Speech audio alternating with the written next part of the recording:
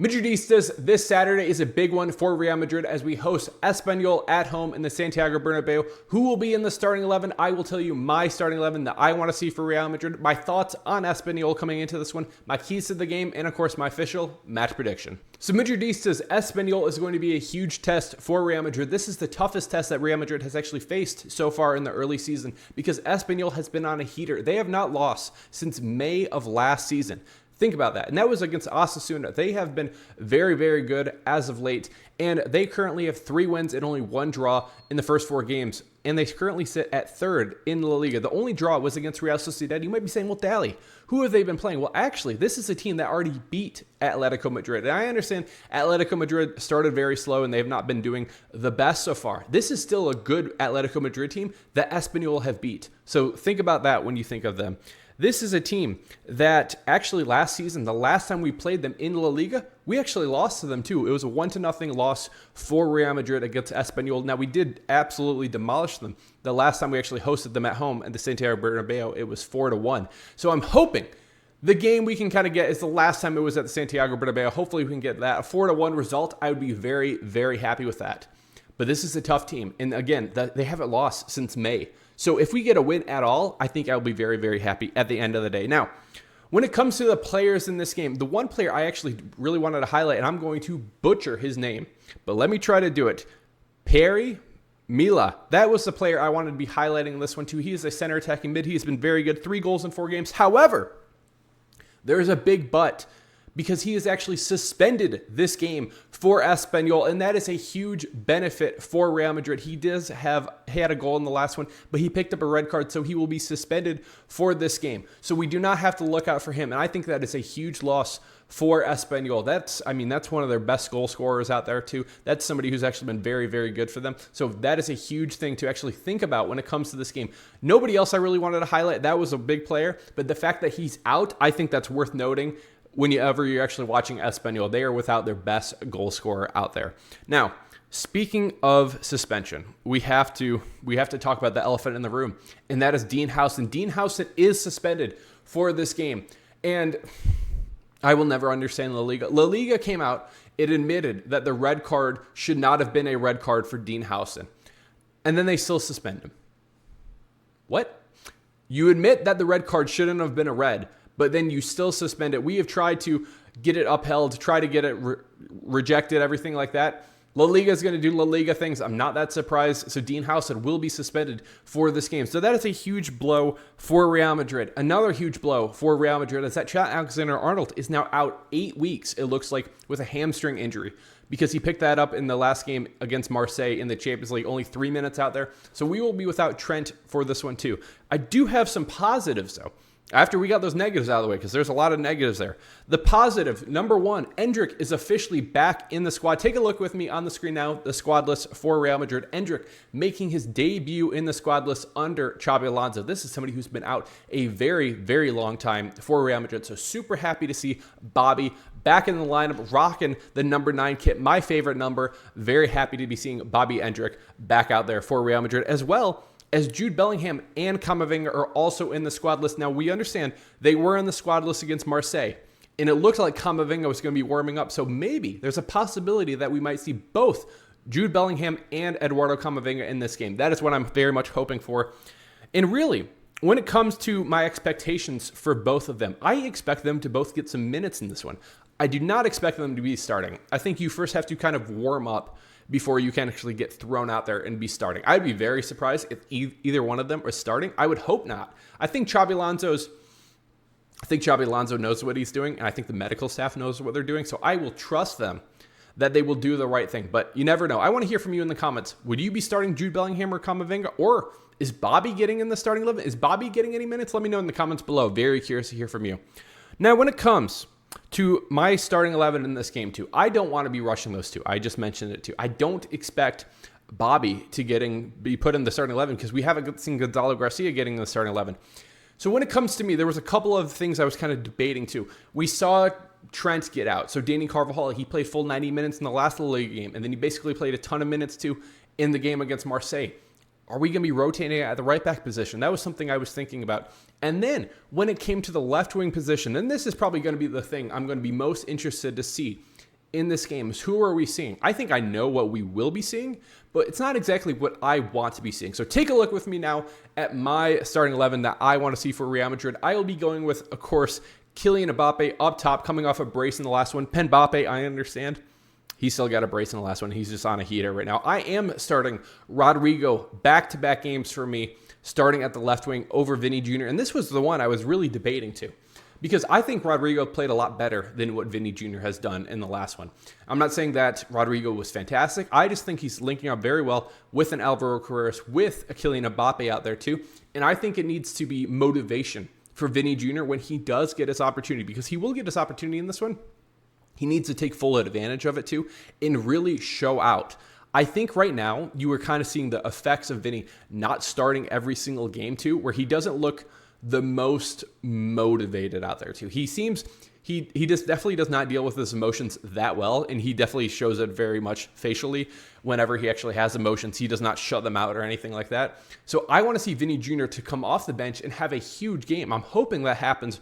But until then, I'm starting Rodrygo. I want to see Rodrygo get some more minutes, especially with the link-up that we've already seen with Kylian Mbappe, with Alvaro Carreras. So Rodrygo in my starting 11. If you disagree with me or agree with me, let me know in the comments. Just say Vini or Rodrygo. Who would you rather be seeing at the left wing in this game?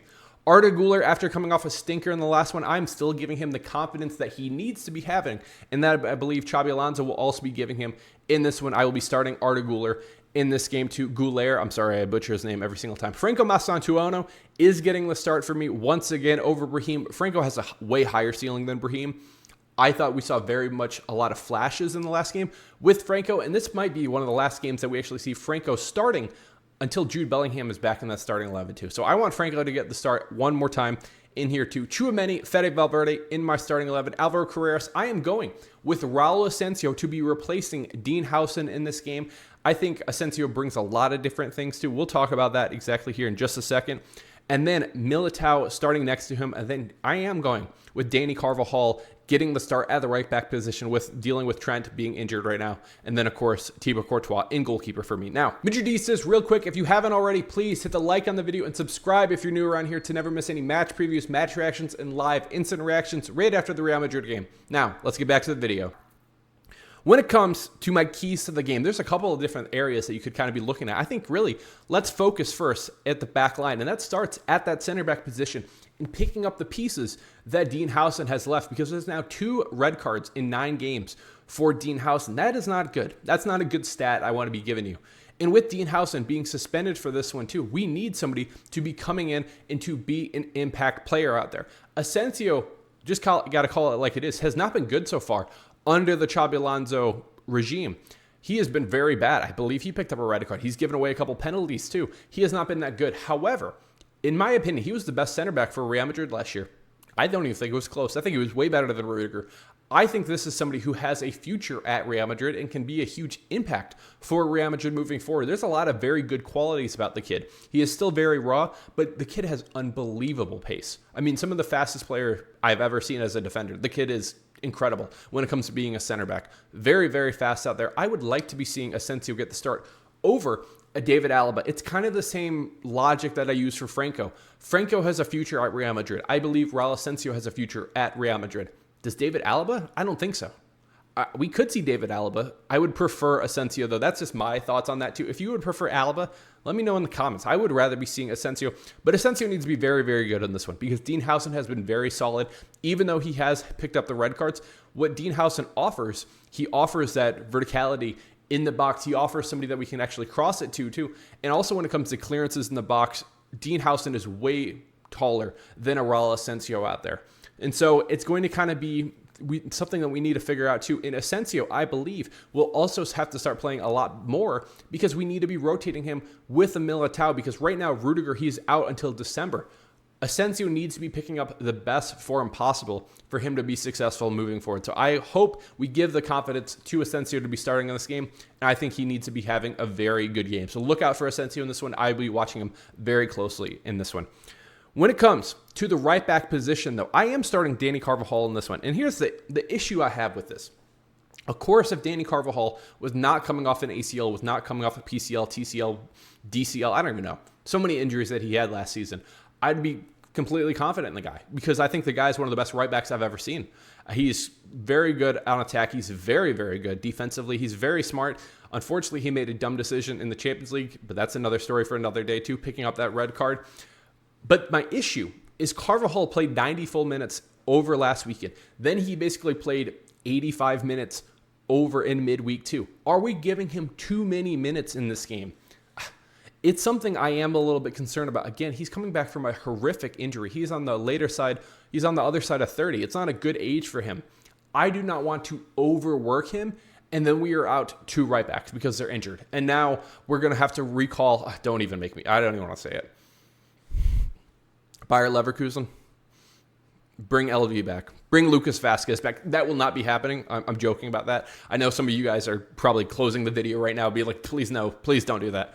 We need to figure out another situation. So that is why when it comes to me, it comes to an option that we might be having, and an option we might be seeing is Jimenez. Jimenez is a Castilla player, and I would be lying to you if I said I know anything about him and how good he is other than he's a Castilla player for Real Madrid. The guy is a part of the squad list for this game too. I know there was rumors about other players too.